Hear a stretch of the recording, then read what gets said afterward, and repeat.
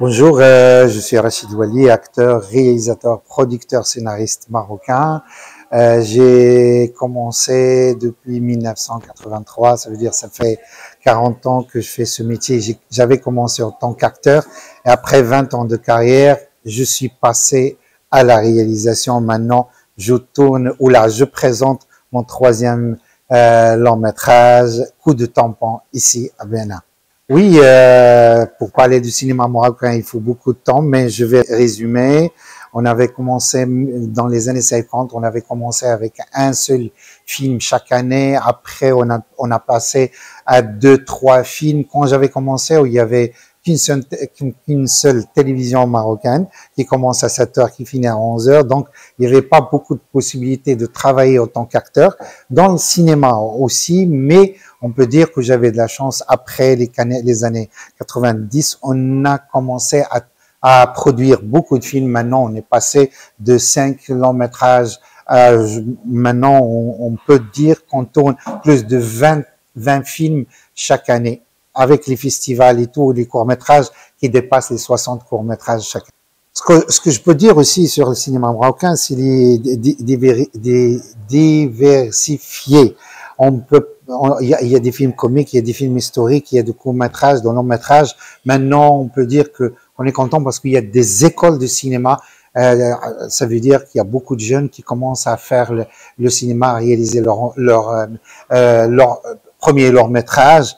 Et maintenant, comme cette année, il y avait même une fille qui a pu avoir un prix au Festival de Cannes, ce qui est très bien pour le cinéma marocain. Oui, je crois que le cinéma marocain contribue au cinéma africain parce qu'il y avait Souheil Ben Barka qui avait un regard sur le cinéma africain en général. Donc, il essayait d'aider les réalisateurs euh, qui viennent de l'Afrique. Il y avait un grand festival à Khouribga. Les cinéastes le connaissent très bien. Et maintenant, j'espère, ça c'est mon rêve, c'est de commencer à faire des coproductions entre tout le cinéma africain, le Bénin aussi, et le cinéma marocain, parce que il y a beaucoup d'histoires qui se ressemblent, et le passé aussi, on peut dire beaucoup de choses. Oui, d'abord, je suis très ravi d'être là au Bénin après l'invitation de Son Excellence pour que je présente mon troisième long métrage ici au Bénin, dans le mois de la francophonie. Donc, je suis là avec mon film. Pourquoi? Qu'est-ce que je vais partager? Bien sûr, je vais partager l'histoire de mon pays et je crois qu'il y a beaucoup d'Africains qui vont se retrouver là-dedans parce que le film parle d'un Larbi qui part en Europe pour travailler dans les mines et il y a beaucoup d'amis, ses amis sont morts, mais lui, après 40 ans, il va être atteint d'un cancer et le docteur va lui dire il ne vous reste que 3 mois pour vivre, donc il rêve de retourner chez lui dans son pays pour y mourir à côté de sa femme. Je crois qu'on va se retrouver tous là-dedans. Merci pour l'invitation.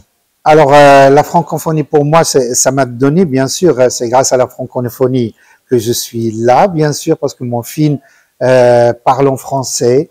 Et quand on dit la francophonie, on dit beaucoup de monde, beaucoup des gens qui parlent la même langue, le français. Je crois ils sont plus de 300 millions de personnes qui parlent le français de le monde.